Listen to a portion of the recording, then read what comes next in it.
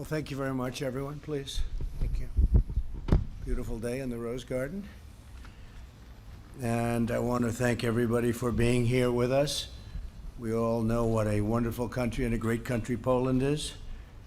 And it's my honor to have a friend of mine here, President Duda of Poland, who has done an incredible job. And I do believe he has an election coming up, and I do believe he'll be very successful. So thank you very much, and all of your representatives, thank you very much for being here. This is the third time that we've hosted President Duda. The First Lady and I also cherish our remarkable visit to Poland 3 years ago. That was an amazing event. We had an event because it was a speech, and a lot of people watched that speech, but it was a very historic moment and an important moment for our two countries.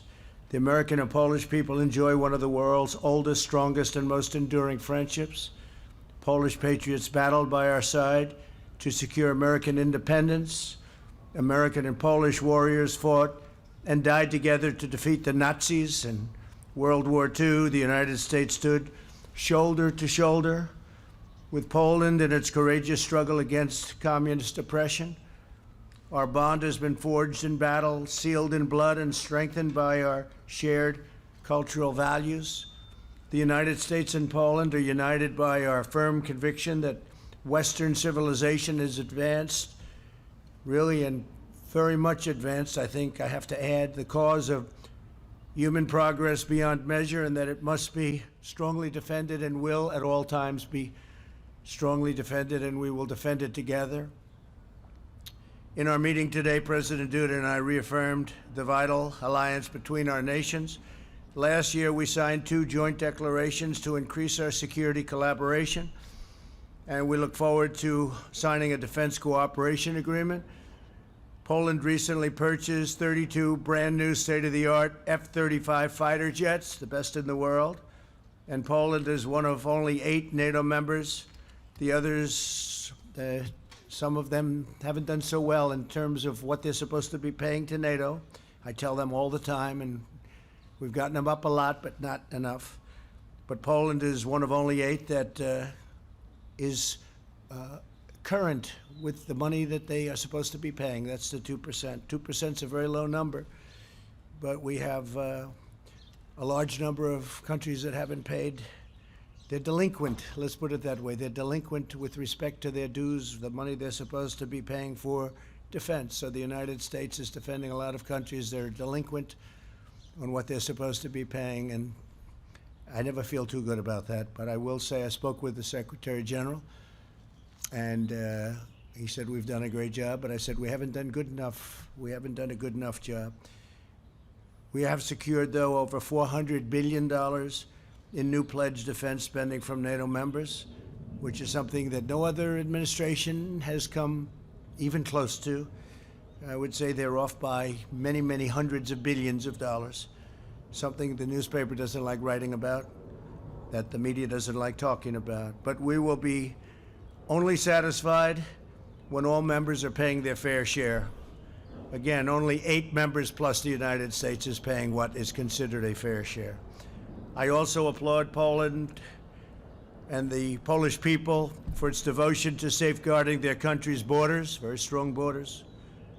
And I just left our border, by the way. The wall is moving along rapidly, and our border is about as strong as it's ever been, our southern border. Last year, we were able to add Poland to the visa waiver program, and they wanted that very badly, and we gave it to them because they really deserve it. It's a testament to Poland's vigilant efforts to uphold the rule of law. The United States and Poland have recently signed several long-term contracts for U.S. liquefied natural gas. They're a big purchaser of our energy to enhance Poland's energy security. And we're working to conclude an agreement that would facilitate Poland's development of nuclear energy plants throughout the purchase. They're going to be purchasing with one of our very big, very good companies, technology to do civilian nuclear energy. I want to congratulate Poland for its leadership in the 3 Seas initiative, a crucial energy partnership that will provide a reliable source of energy for Eastern Europe, and it will be free from the threat of foreign extortion. Poland understands foreign extortion very well. The 3 C's initiative relies on fairness, transparency, and mutual benefit. Our nations have also collaborated on protecting our critical infrastructure and technology. That's why we've signed a 5G joint declaration, and Poland is leading the way in Europe by using trusted providers and provider equipment and supply chains for its 5G network, and we're working along with them, and they're using our companies. The United States and Poland cooperate across the truly wide range of fronts that we're both very much involved in. Here today is the head of a Polish medical team, very advanced team, very brilliant team, fighting the coronavirus alongside of American doctors, Captain Shevera. Captain, thank you very much for being here, Captain. And we're making great progress. I hear we're making great progress, and we're working together, but we are making great progress on therapeutics and vaccines. Thank you very much. Appreciate you being here. The American and Polish people have been true friends and trusted partners for almost 250 years. We're forever united by our shared belief in family, faith, law, liberty, democracy, and justice.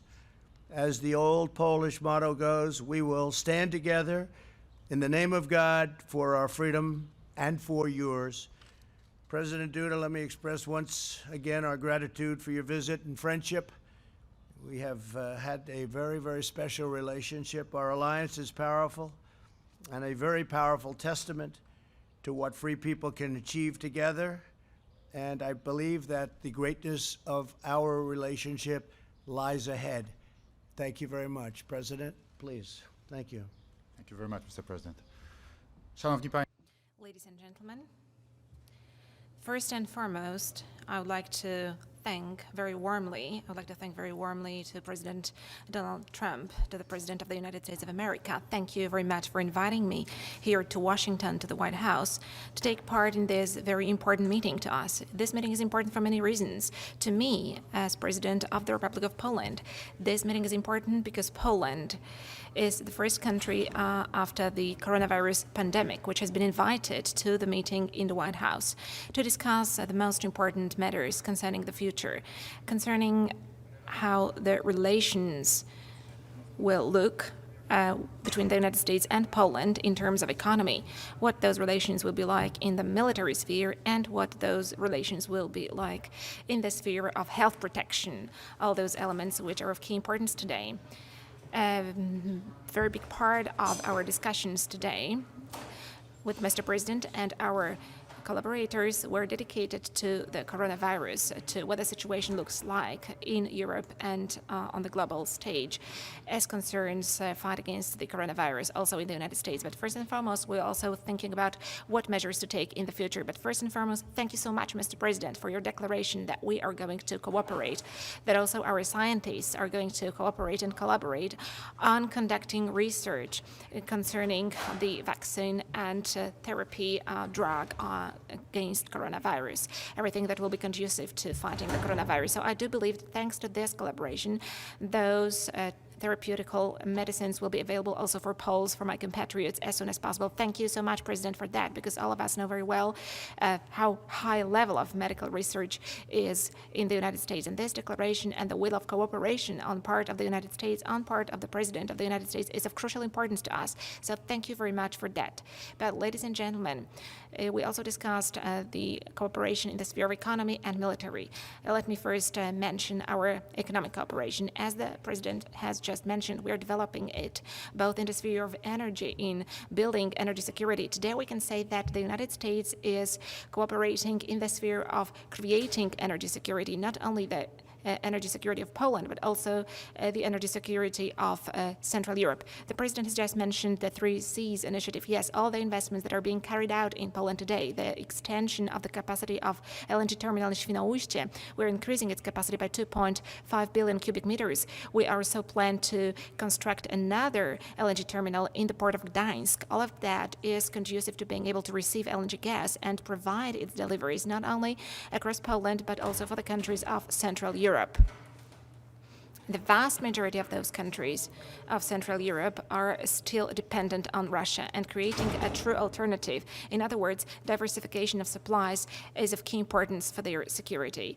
Thank you, Mr. President, for this cooperation. I do believe that we're going to further develop it.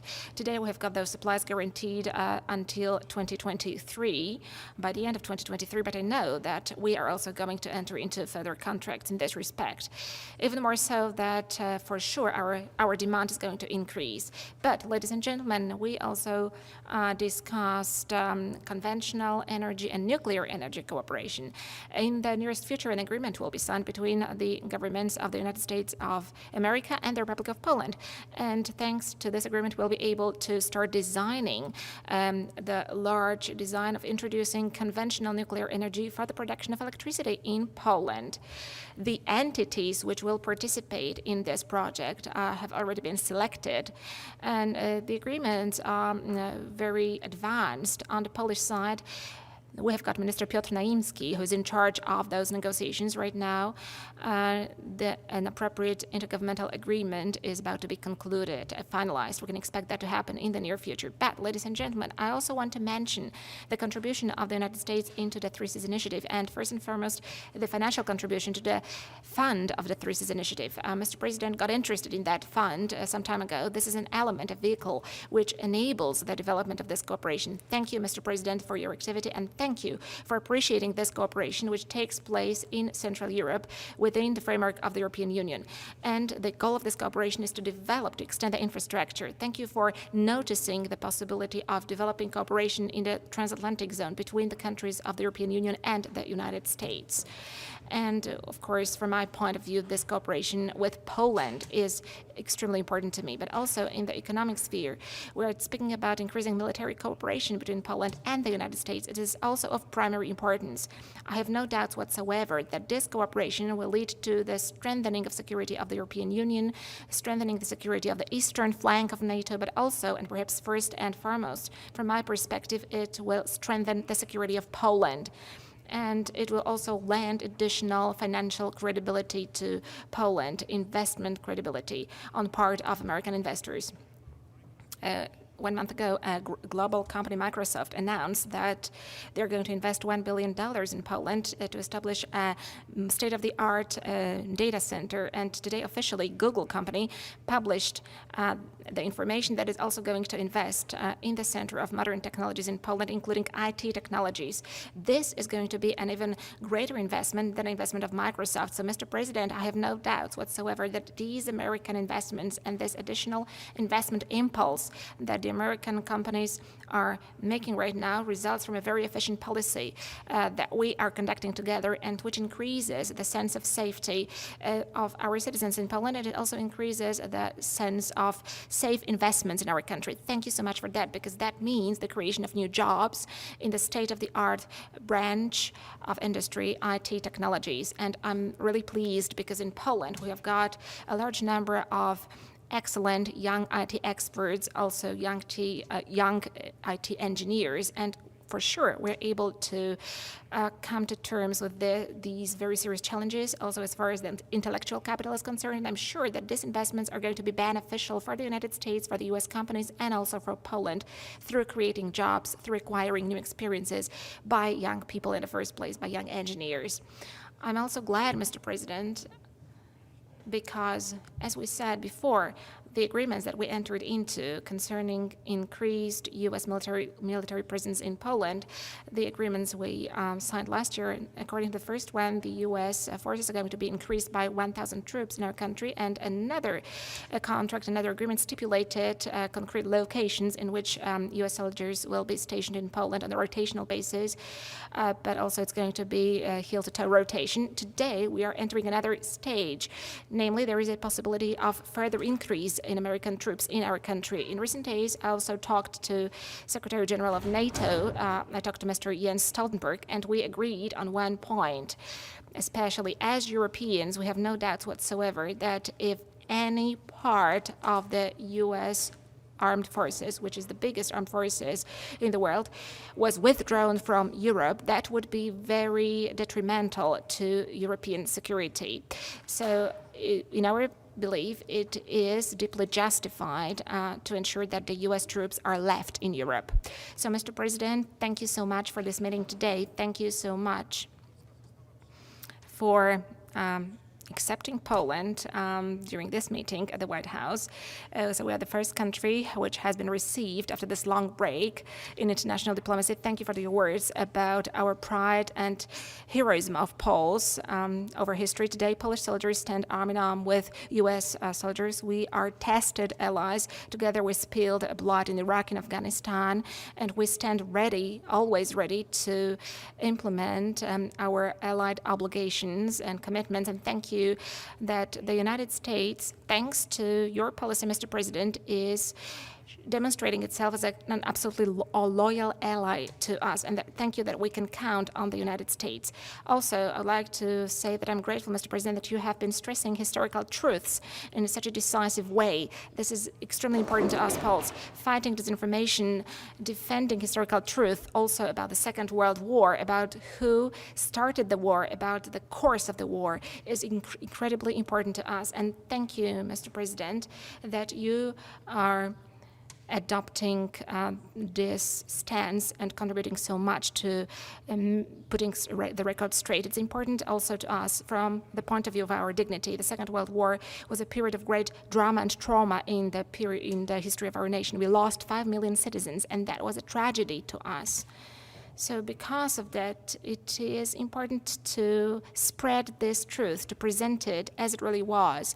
But it's also important to speak about the heroism of Poles, wherever they were fighting, wherever they were spilling their blood, arm in arm with their allies at Monte Cassino, at Tobruk, and at other places all over the world, both on the Eastern Front and on the Western Front. All of that, saying that, is extremely important. So I'm happy that today we can anchor our security in the United States. I'm glad that we have got this excellent economic cooperation. So, Mr. President, I have no doubt whatsoever that the coronavirus pandemic will pass, and we will be going together towards the development of our countries, towards the development of our societies, towards the building of a better, more prosperous future, both for the United States, for Poland, and for Europe. Thank you so much.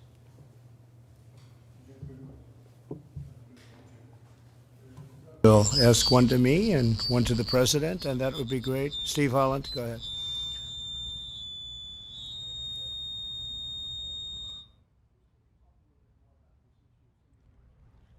Poland, would you send them from Germany, and what sort of signal would that send to Russia?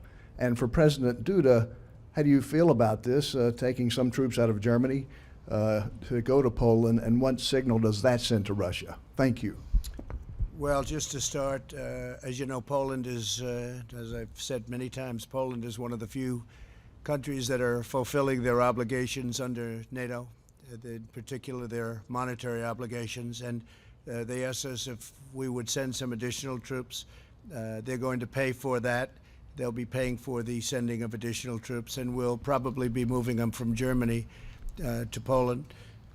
We're going to be reducing Germany very substantially down to about 25,000 troops. We actually had 52,000, but we'll be moving it down to about 25,000. Germany's paying a very small fraction of what they're supposed to be paying. They should be paying 2%, and they're paying a little bit more than 1%, depending on how you calculate. You could also calculate that they're paying less than 1%, but if you assume they're paying 1%, that's a tremendous delinquency. Let's use that word, delinquency. So we're going to be reducing our forces in Germany. Some will be coming home, and some will be going to other places, but Poland would be one of those other places in Europe. Send to Russia by doing this? I think it sends a very strong signal to Russia, but I think a stronger signal sent to Russia is the fact that Germany is paying Russia billions of dollars to purchase energy from Russia and through the pipeline. And I'm saying, what's that all about? You're spending billions of dollars to Russia, then we're supposed to defend you from Russia. So I think it's a very bad, I think the people of Germany are very unhappy about it. I have many friends from Germany, and the people in Germany are very unhappy about it. They don't like it, but that's what they chose to do. So they're spending billions of dollars to buy Russian energy, and then we're supposed to defend them from Russia. So that doesn't work too well. But Poland has been very, very terrific. In fact, I don't believe Poland is actually accepting any of the energy from the pipeline from Russia. So that sends a signal right there. With all of that being said, we expect to get along with Russia. We expect to get along with everybody. But Germany has, they really owe a lot of money in NATO, and this has been going on for many years. When you add it all up, you're probably getting close to $1 trillion.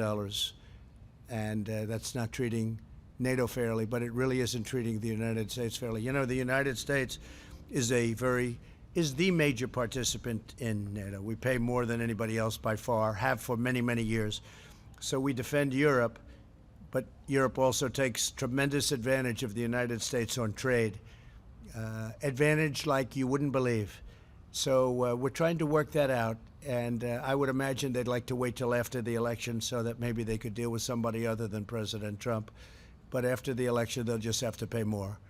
But that's the way it is, okay? Thank you very much, please.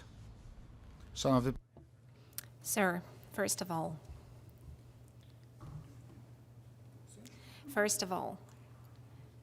I do respect very much both Mr. President Donald Trump and the United States of America, a wonderful, great state which today is the largest military and economic superpower in the world.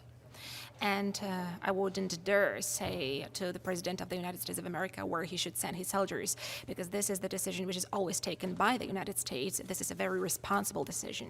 However, I do not deny that I requested, Mr. President, that he would not withdraw U.S. forces from Europe, because the security of Europe is very important to me. From Europe as such, I'm talking about the United Europe, for which the American presence since the end of the Second World War is a huge security guarantee. However, if I'm asked by anybody if I am ready that Poland receives more U.S. troops in our country, of course I am ready.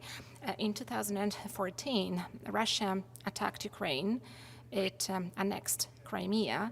It occupies Lugansk and Donetsk. Before that, it had attacked Georgia. 2014 was a year of huge fears in the Baltic states, and very big ones, very considerable ones among the Polish society. Today, the presence of NATO troops and first and foremost of U.S. troops in Poland demonstrates that Article 5 of the North Atlantic Treaty is treated seriously.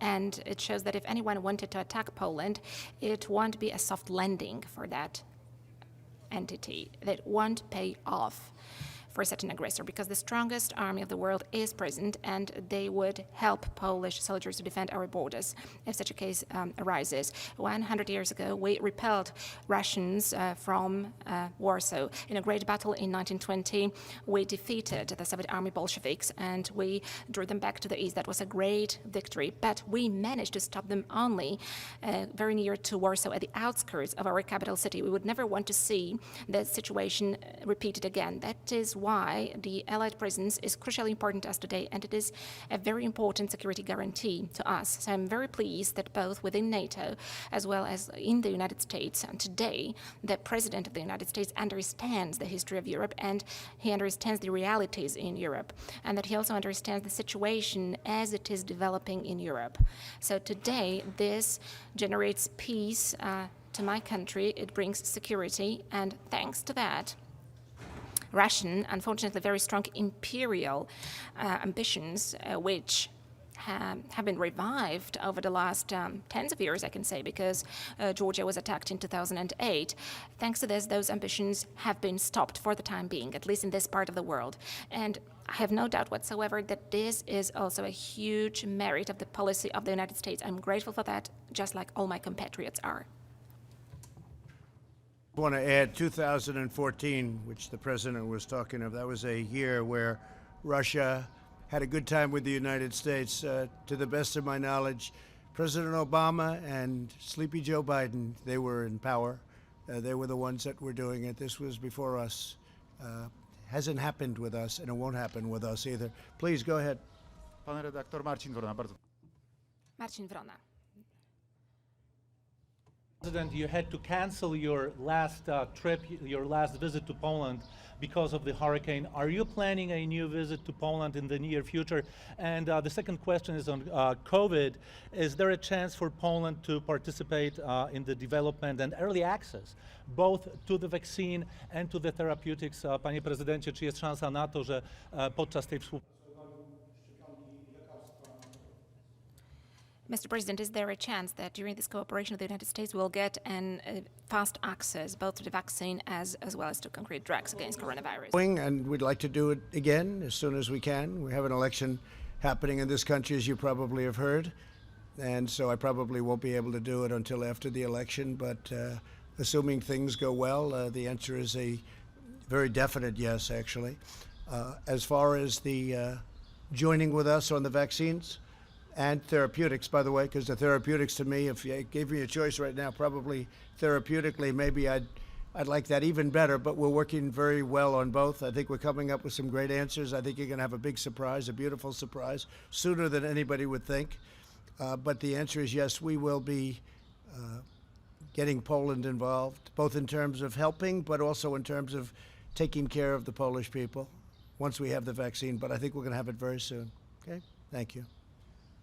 Panie redaktorze, myślę, Sir, we got involved as a state in the cooperation and also in supporting allies, be it in a symbolic dimension of the United States in the fight against coronavirus. That is why we have here with us today a captain, medical doctor, from Poland. I want to say, yes, of course, I'm working on this obvious assumption that by taking part in the research and also by being, in a certain sense, co-creators of the vaccines and therapeutics, Poles will be able to count on these vaccines and therapeutics to be available for the Poles as soon as possible. So speaking openly, this is also the intention I have in my cooperation with the United States of America to make sure that these vaccines are available to Poles and to other nations wherever they will be applied as soon as possible.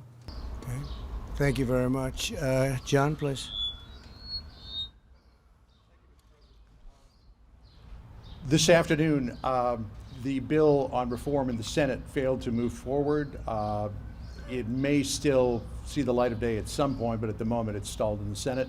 As well, you have an executive order that is coming out later on this week regarding monuments and what to do about people who deface or damage these monuments. Could you tell us what you're planning to do in the executive order and your reaction to what happened in the Senate?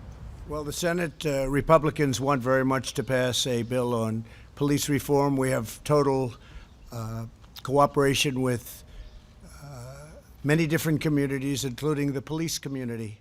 They want it very much to happen themselves because there are things that they agree to that they would like to agree to, and they would love to have it agreed to formally. The Democrats don't want to do it because they want to weaken our police. They want to take away immunity. They want to do other things that you know about as well as anybody in this beautiful field that we sit. They want to take away a lot of the strength from our police and from law enforcement generally, and we can't live with that. We can't live with that. This is a great bill, strongly endorsed by, as you know, Tim Scott, who's terrific, who is a terrific man, great senator, South Carolina, and Mitch wants it to happen. I would like to see it happen, but we won't sacrifice. We won't do that. We won't do anything that's going to hurt our police. The police, you know, we have a record this year on crime, a record positive rating on crime this year, the best. And you hear about certain places like Chicago, and you hear about what's going on in Detroit and other cities, all Democrat run. Every one of them's Democrat run. 20 out of 20, 20 worst, the 20 most dangerous are Democrat run. We have one city or two cities in particular, worse than Honduras, worse than Afghanistan. And these are cities within the United States, Democrat run, radical left run. You see what's going on in Seattle, you see what's going on in other places. Seattle of all places, who would even think that's possible? 20 out of 20. The Democrats want to weaken very substantially our law enforcement and our police. And frankly, they want to defund largely, at least largely. There are some that want to defund and abolish our police, if you can believe that. And we're not letting that happen. So if nothing happens with it, it's one of those things. We have different philosophies. They want open borders. They want sanctuary cities. We don't. As far as your second question, I think that we're going to have a very strong executive order, but we already have very strong. We have the Monuments Act already. which means 10 years in jail.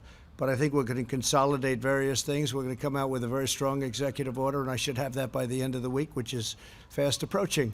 We're going to have it a very powerful statement. We've arrested numerous people, as you know, for what took place outside of Washington. In addition, the FBI is investigating hundreds of people throughout the country for what they've done to monuments, statues, and even buildings. So we have very strong laws already on the books. I mean, we have a law that's 10 years. It's 10 years. That's a long time to have fun one night. I think many of the people that are knocking down these statues don't even have any idea what the statue is, what it means, who it is. When they knock down Grant, when they want to knock down Grant, but when they look at certain, now they're looking at Jesus Christ, they're looking at George Washington, they're looking at Abraham Lincoln, Thomas Jefferson. Not going to happen. Not going to happen. Not as long as I'm here. As far as Democrats are concerned, I think they could care less whether or not it happens. And I think the American people get it. So we're going to have a very strong executive order, and it'll happen very quickly before the end of the week.